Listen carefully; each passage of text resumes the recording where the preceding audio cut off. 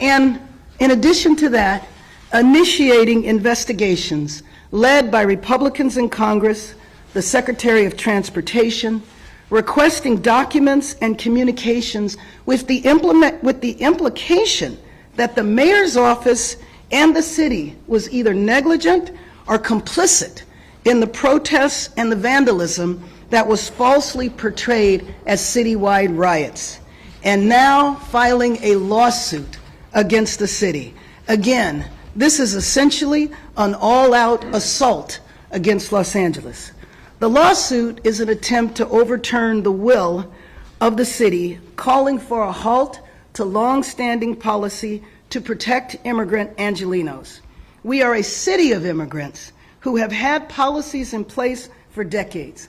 Ironically, originally, the law was for public safety, so the newly arrived immigrant population that was being preyed on by criminals would feel safe in reporting crimes to law enforcement. As the city attorney said yesterday, our city remains committed to standing up for our constitutional rights and the rights of our residents. We will defend our ordinance and continue to defend policies that reflect the long-standing values of our city. We know that Los Angeles is the test case, and we will stand strong. And we do so because the people snatched off city streets and chased through parking lots are our coworkers, our neighbors, our family members, and they are Angelenos. Let me be clear, I personally won't be intimidated by these tactics. We will not be intimidated by these tactics. I will always protect Angelenos against the unwarranted and cruel actions of this administration. We know, as I said before, that our city is being used as a test case for an extremist agenda, but LA will stand strong and we will stand together. We are a city of diversity, of labor, of business, of faith, of community, of creativity, of success. We are a proud American city, and we will stand united. With that, let me introduce Ernesto Medrano, Executive Secretary of the Los Angeles and Orange County Building Trades. Thank you, Madam Mayor. Good morning, everyone. We represent over 160,000 hardworking construction workers across Southern California. The hardworking people that get up before dawn to build this city. Today, I am here because our members and job sites have been turned into targets. Not because of wrongdoing, but because of assumptions, because of profiling, because of fear. What's happening right now goes beyond politics. It cuts into the foundation of fairness, due process, and respect for work. We cannot stay silent about it. The trades include people from all walks of life. Those who vote red, those who vote blue, and some who may not even vote at all. But at the end of the day, in the labor movement, we believe in something bigger, and that is solidarity. Brotherhood, sisterhood. We protect each other, we fight for each other. And right now, our members, their families, and our workplaces are being targeted. Last week, we saw ICE agents show up at a public works job site. These are union job sites, city-funded job sites. These are places where Los Angeles is being rebuilt, the streets, their sidewalks, and other types of infrastructure. These workers were profiled simply because of how they look and where they work. That is not law enforcement, that is intimidation. When ICE storms in without cause, it sends a chilling message to every worker, documented or not, U.S. citizen also, that your rights don't matter, what it says. But they do matter. Their rights do matter. Due process does matter. And the Constitution does matter. No one should be assumed guilty just because they're brown and wearing a hard hat. This lawsuit is a political stunt disguised as public safety. But the real consequence is fear. Fear that keeps workers from showing up, that delays public projects, that weakens our economy. Even Republican state lawmakers here in California have called for a change in tactics. They know that indiscriminate raids hurt communities and do nothing actually to make us any safer. This isn't about being red or being blue. This is about standing up for the people that make the city move. People who believe in a fair shot, a fair wage, and a fair day's work without fear. Thank you.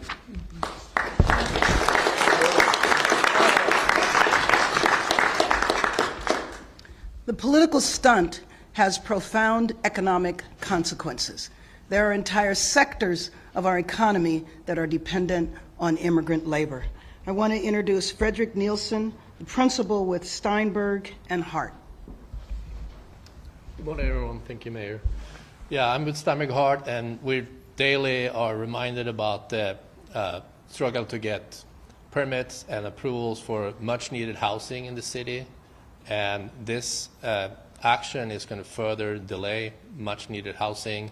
I have colleagues from all scales of firms, from small landscaping firms to larger architecture firms like ours, where labor is feared to go into work. They're causing a lot of angst and causing bad morale in construction. And we just need to stop this, and we have go on with much needed housing in the city. Thank you.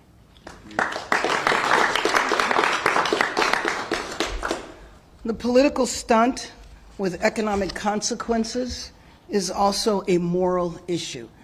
I recount the wives that I met right after Father's Day whose husbands did not come home, and they had to explain to their children where were their fathers, when would they see them again. This inflicts lifelong trauma on the children. I'd like to introduce Reverend Zachary Hoover with LA Voice.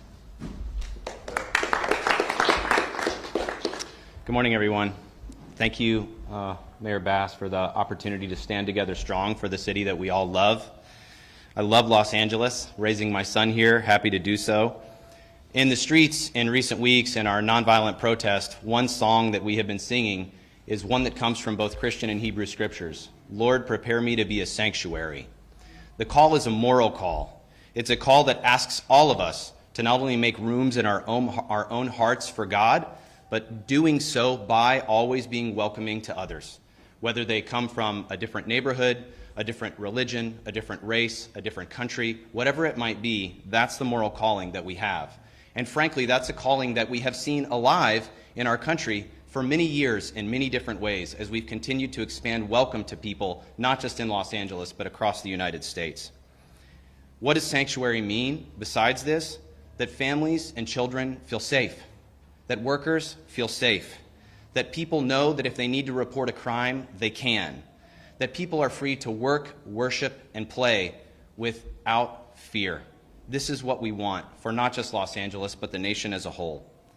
In recent weeks, from when I showed up with, Raquel Roman was already there, when we showed up and saw a family that had been, whose car had been hit by masked federal agents, flashbanged with a toddler and a child inside. And the man that they removed was a U.S. citizen. This is what is happening in Los Angeles. Or Job, whom we've seen on the news recently, who was detained at the Home Depot simply for being there, doing his job. He's a U.S. citizen, detained for 36 hours by the federal agents. Or the countless other stories we've heard. One of our member congregations, we have 100 member congregations we work with across the county. One of them has 14 families that have a family member, a long-term resident of this country, a worker, a churchgoer, who have been detained, and those families are struggling. There's a 4-year-old who keeps asking, "Where's my daddy?" And they cannot explain to him where his father is. Today, we're also faced with the moral failure of this big bill. This bill that comes from the mouths of people saying they want to protect families in our country, but in fact, they are ripping away health care from people who need it most, reducing food assistance for our neighbors and our families and our friends, and saying that they're doing it for the good of our country, taking away school funding. And guess where those cuts are going? To bring federal agents into Los Angeles to tear our families apart. So miss me with the "I'm protecting families" thing. That's not what's happening here. We expect Americans, we invite you wherever you are in this country. If you don't like what you're hearing about what's happening right now, you have to make your voices heard. And in particular, I want to speak to my fellow faith leaders.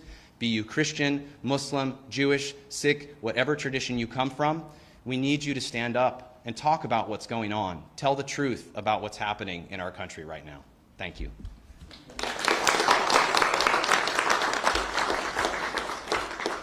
The political stunt with economic consequences challenges the moral values of this nation, but not the values of Los Angeles, because we will stand strong. Rabbi Sharon Brous of ECAR.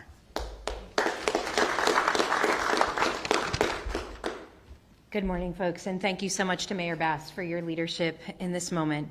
We are here today not only as elected officials and faith leaders and community leaders, but also as neighbors, as friends, and as human beings.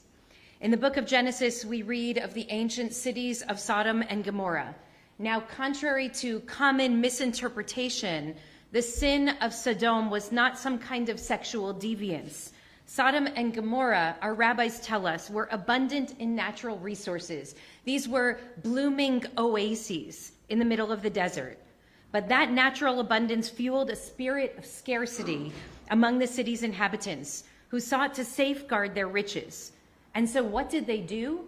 They forcibly removed foreigners from the land. They sealed off their borders. No one would deprive them of what was rightfully theirs. In Sodom and Gomorrah, the people's worst inclinations were propped up by a legal system that made a mockery of justice. Lawmakers passed zero-tolerance policies that meted out torture to anyone who offered sanctuary to a struggling neighbor. This was a cynical effort to quash human goodness and to fuel a culture of distrust, betrayal, and callousness. And it is as old as the Hebrew Bible. These past few weeks, we have witnessed these same behaviors here in our city, in our homes, in our workplaces, in our churches, in our graduation ceremonies. People are afraid to go to work. Children fear that their parents might not come home. The harshness, the physical and the emotional violence inflicted in these raids and detentions shocks the conscience. We will not stand back and watch as our families and our neighborhoods and our city and our country is torn apart. Here in Los Angeles, we will always choose to respond to cruelty and callousness with courage, to respond to hatred with love. We will not stay silent in the face of this outrage. We will continue to stand in moral protest against a system that treats human beings as disposable, as political props. There is no righteousness in laws and policies that break families and shatter lives. We will not become Sodom. Instead, we will continue to be a city that shelters and protects and uplifts, a city that remembers that the measure of our humanity is how we treat those who are most vulnerable. Today, we hear the cry, and we will rise with courage, and we will continue to protect one another with love. Thank you so much.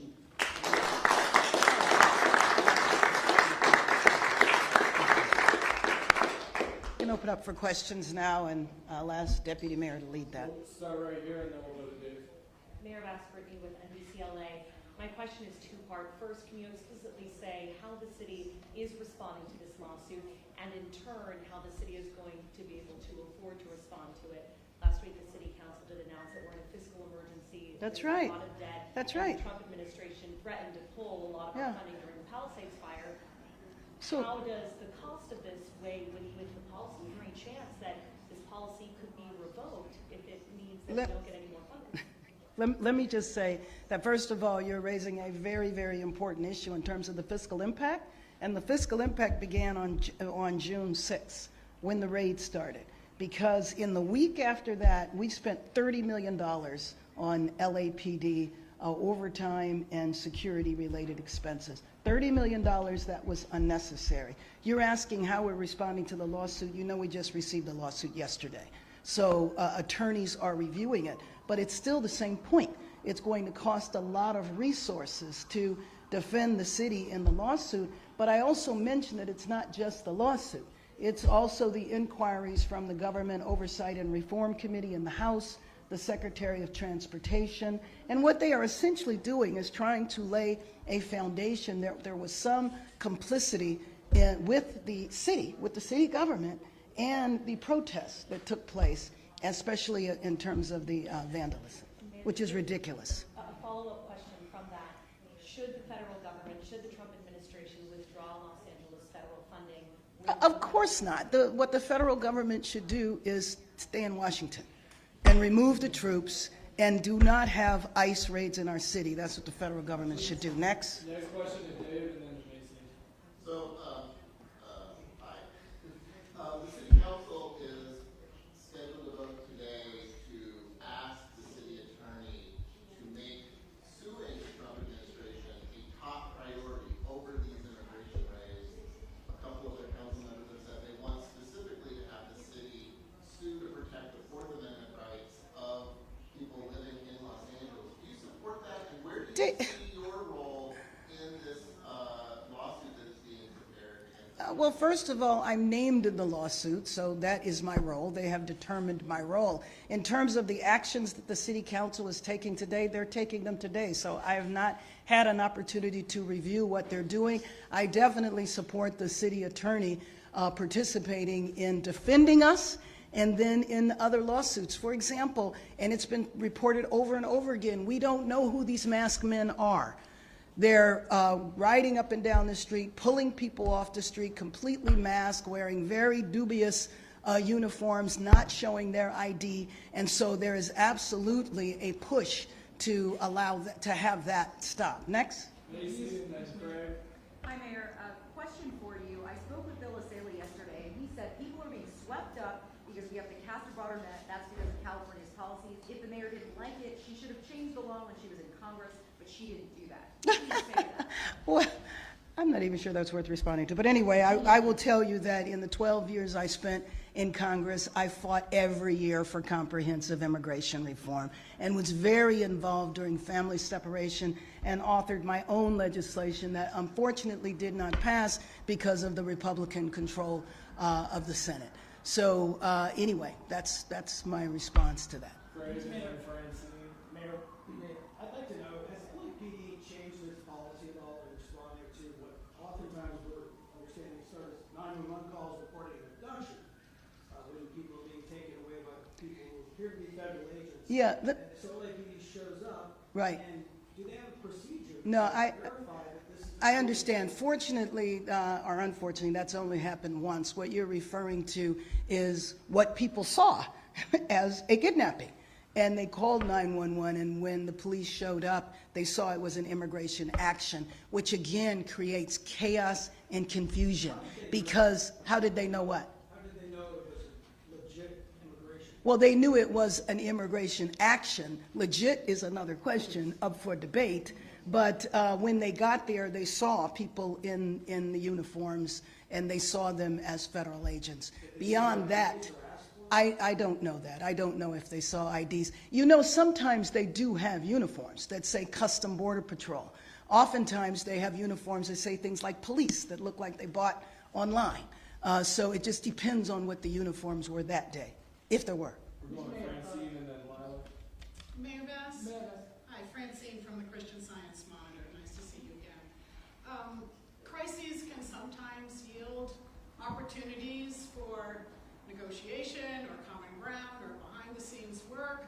I'm wondering if you're still in touch with the administration during this period, and you see any opportunity for common ground or some kind of compromise at this time. I'll tell you, the only opportunity I want to see is for those individuals to be returned to their families, for those fathers and mothers to return home. That's the opportunity I want to see.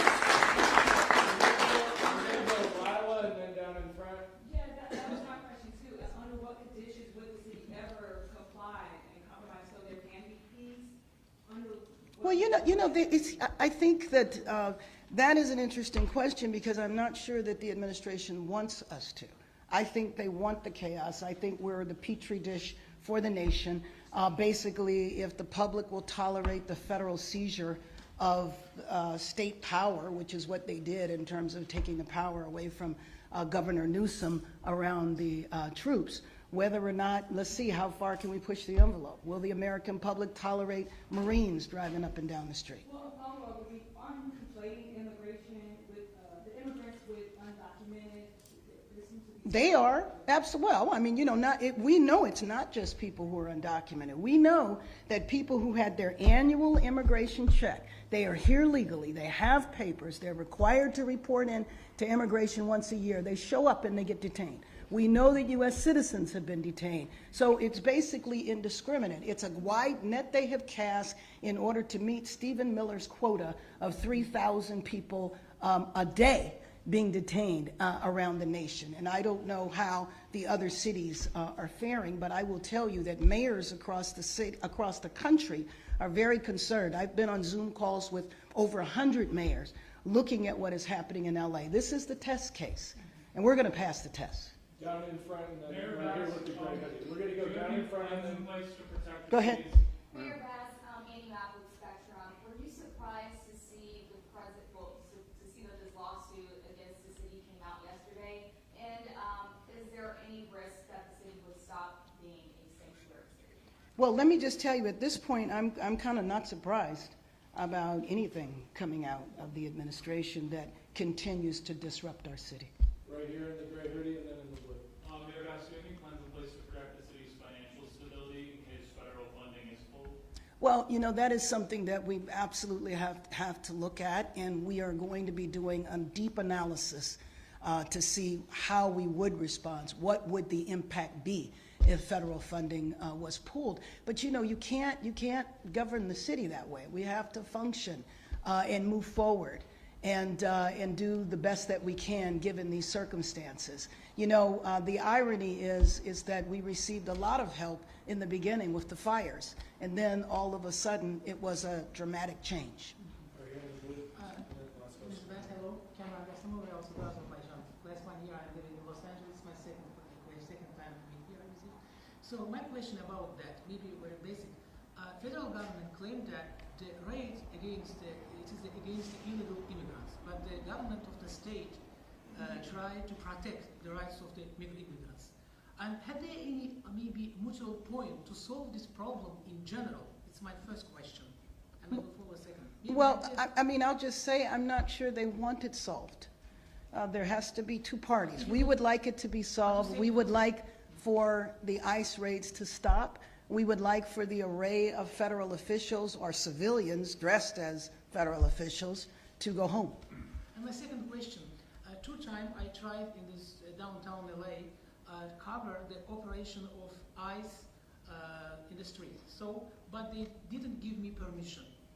Is it possible because the downtown LA belonged to our administration, but the ICE didn't give the journalists to cover the operation? I don't know who are you referring to didn't give you permission? The people doing the raid?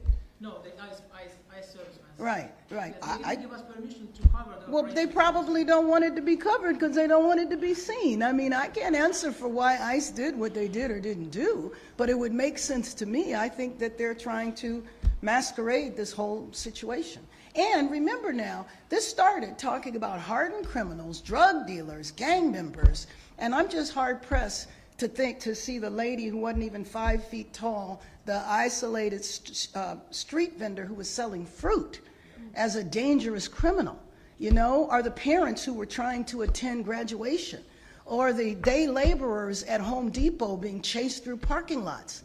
And by the way, when the secretary did her press conference where Senator Padilla was disrespected and thrown to the floor, she did a slideshow of the hardened criminals, and there were 4. We know that the vast majority of people that have been detained and arrested have no criminal history at all.